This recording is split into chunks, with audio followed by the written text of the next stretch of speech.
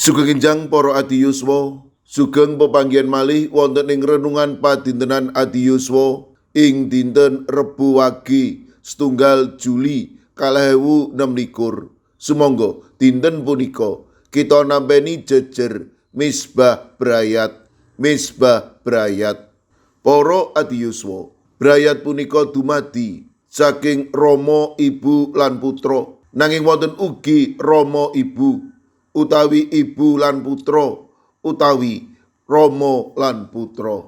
Ingkang baken, ing brayat wonten patunggilan, milanipun ing brayat kedah wonten misbah brayat.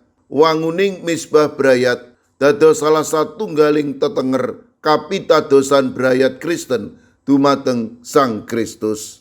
Miturut bangsa Israel, tetak dados tetenger janji prasetyanipun Gusti. Nanging saksamunipun Sang Kristus ngrawuhi jagat, pratandha janji kawilujengan boten malih dipun tengeri mawi tetak.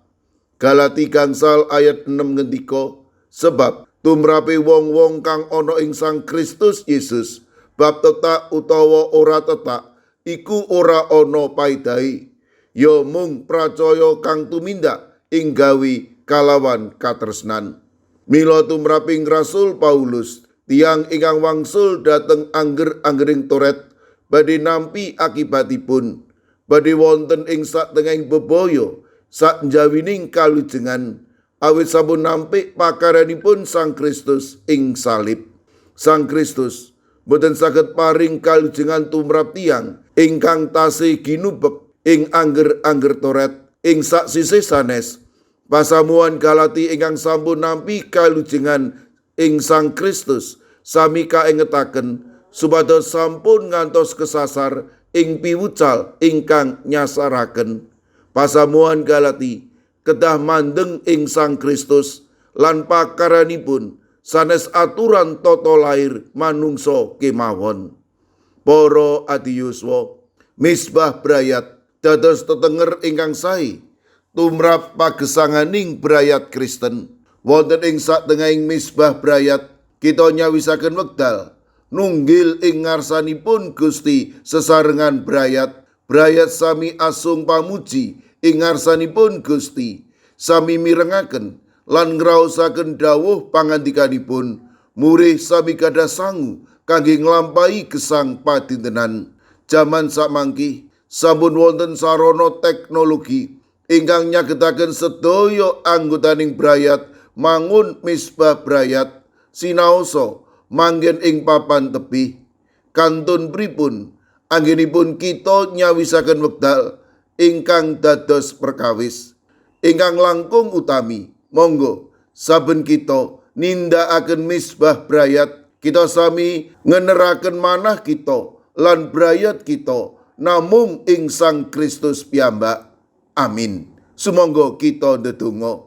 Matur nuwun Gusti, dinten punika paduka mberek kawula amri tansah wonten misbah brayat ing satengahing brayat ageng kawula.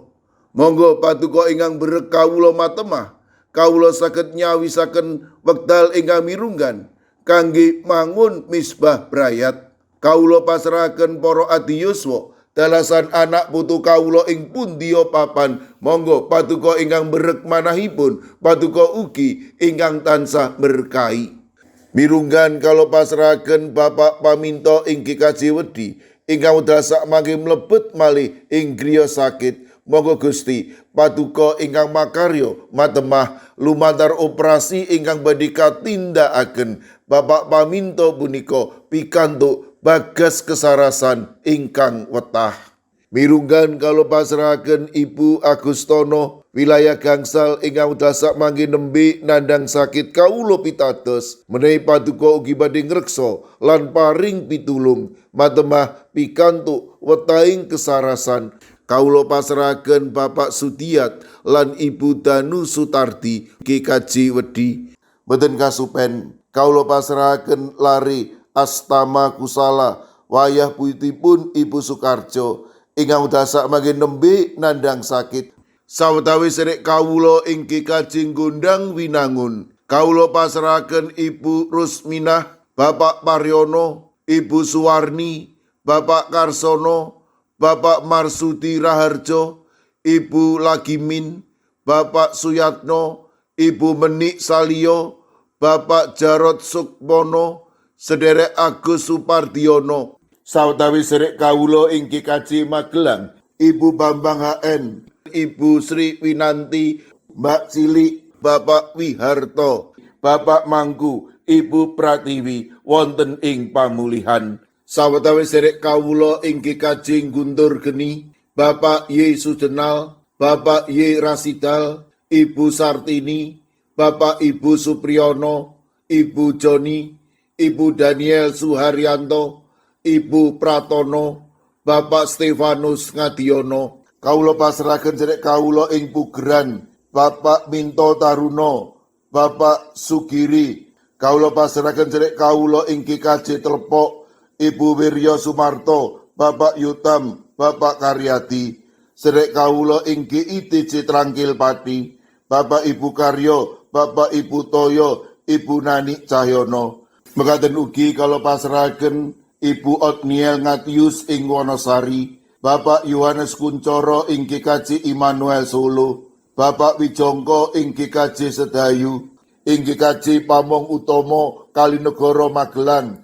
Kawula pasrahaken Bapak Mardiono, Ibu Marsudi lan Ibu Sri Widarti.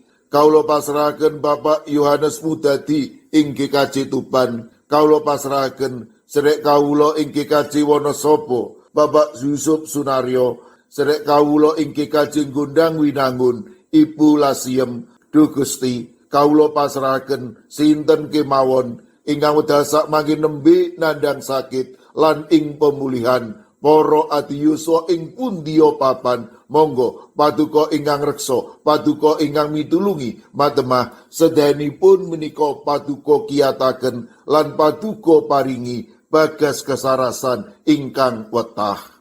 Kawula pasrahaken sedaya padonga pasambat kawula wonten ing asta paduka Gusti kawula Yesus Kristus. Amin.